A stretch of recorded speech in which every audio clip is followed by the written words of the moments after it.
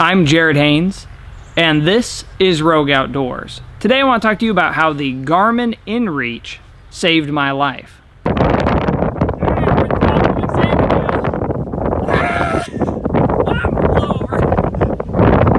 So the event that I'm talking about happened on June 14th, 2022, so pretty recent to when this video is being put out. And I was mountain bike riding just outside of Leavenworth, Washington, and I had a bad bicycle accident in which I fell over a rock face approximately 2 stories, was the longest drop, and ended up rolling a distance of around 70 feet.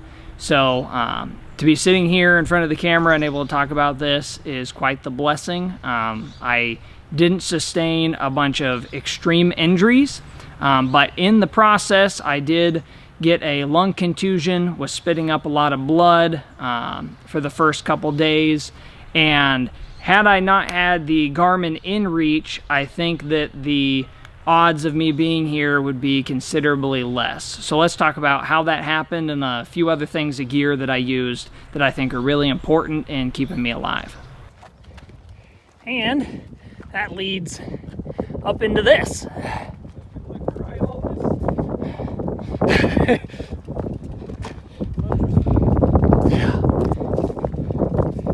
So to start off, the first piece of gear obviously is going to be the Garmin InReach Mini itself. So I've had this now for a couple of years. I use it on hunting trips. I only pay for the $14-ish a month plan, which gives you basically 14 text messages. But if you go over that, you pay a monetary fee of whatever it is, 50 cents per message, which in the case of an emergency, I would definitely be willing to spend, whatever it took extra money-wise to keep myself alive. Now, where I was riding, I did happen to have some cell phone signal to where I could receive phone calls, but I chose to enact the SOS button so that immediately Garmin called me and they knew my location. I was able to tell them what the injuries were so that they could send all that information to responding EMS and sheriff's deputies that responded to my location. Now, I was in a pretty remote spot. I can throw some of this up on Google Earth of where the accident happened.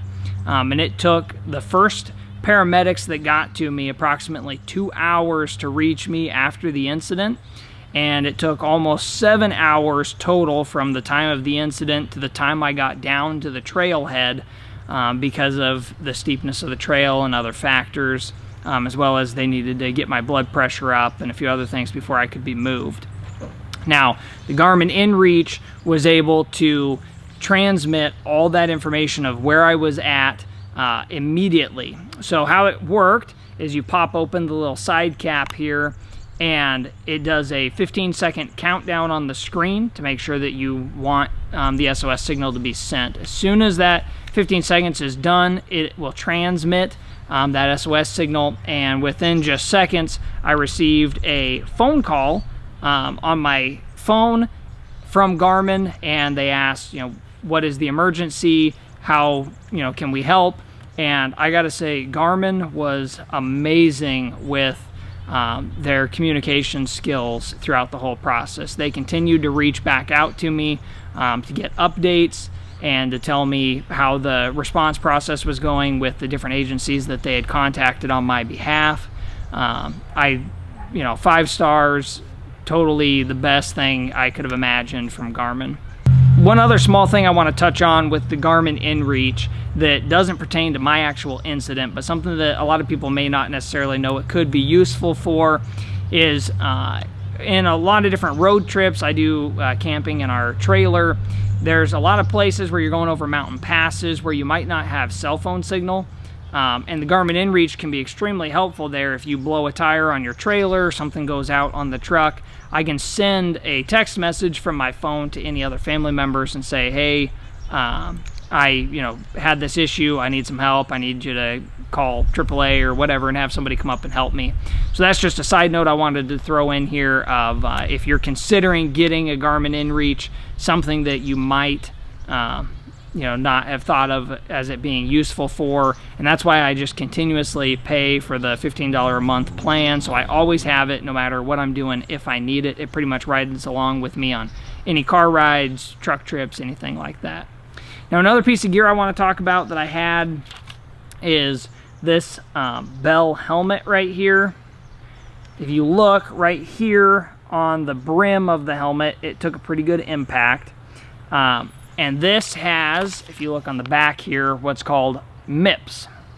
I would highly recommend anybody who's motorcycle riding, bicycle riding, get a helmet that has MIPS. The emergency room medics and the first responding medics that got to me believe that even with how far of a fall it was, the train was slanted a little bit, and so even though it was a couple stories, when I hit, my head probably glanced at a good angle, but that MIPS allowed the helmet liner to rotate, and they don't believe that I sustained a concussion, which from a fall like that is tremendous on the helmet's behalf. Again, if I was not wearing something like that, the odds of survival or serious injury would have gone way, way up.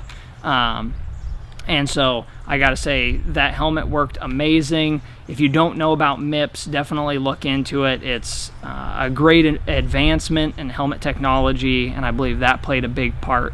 Another piece of gear that I had on me that was very beneficial, I believe, in helping keep basically my hips and my skin and stuff from getting all road rashed and tore up. I had minor injuries as for like scuffs and abrasions. Was Kettle mountain bike equipment.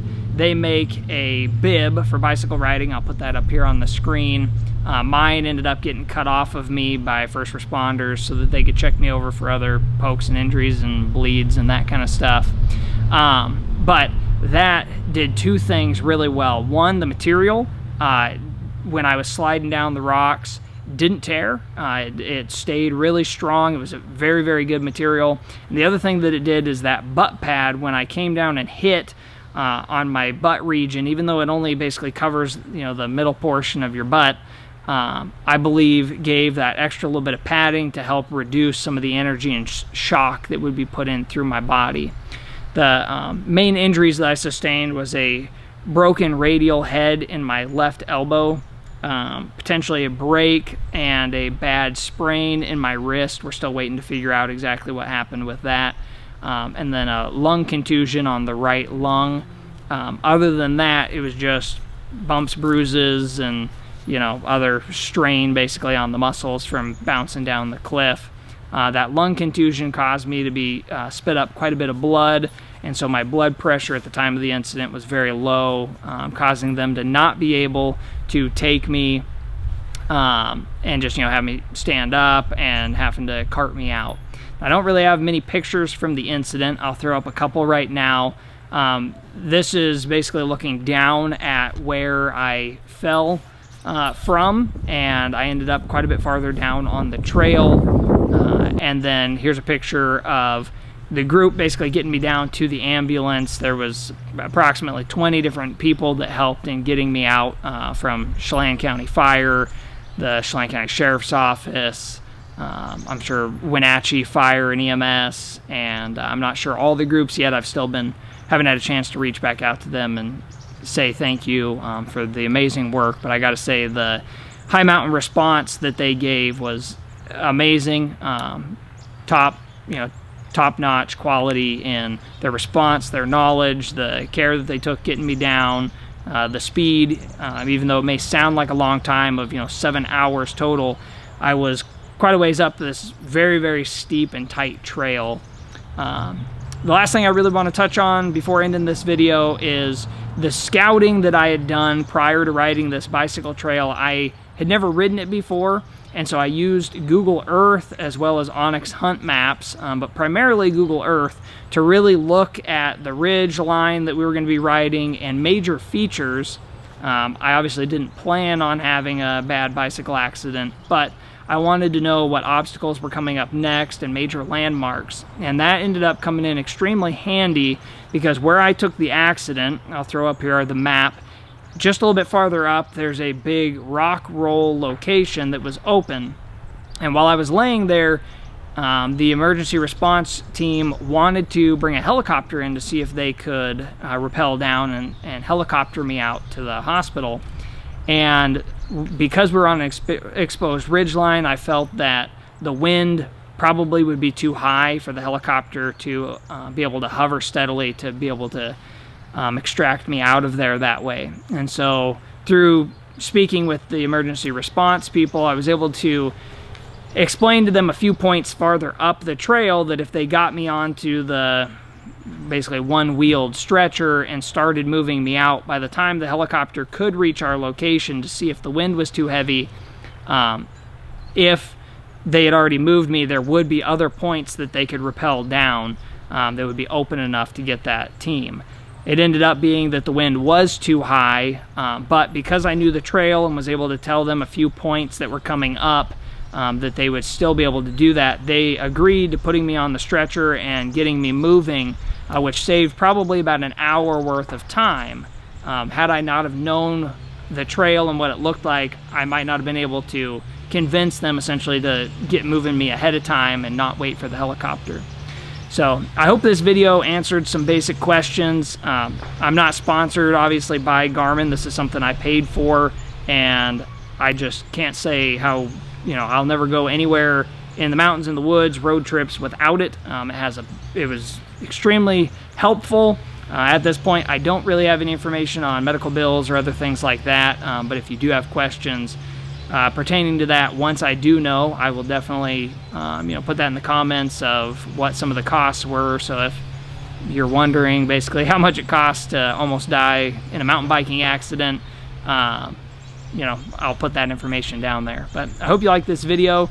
I hope it gives you a few things to think about, and I'll have more content coming out soon. I'm hoping to be well enough to be able to come hunt and do some hunt videos in October. And I got a few other rifles and stuff that I've picked up that once I'm able to shoot and film reviews, I'll put those up. So thank you for watching. Thank you for everybody that's subscribed, and I'll have more content coming out soon.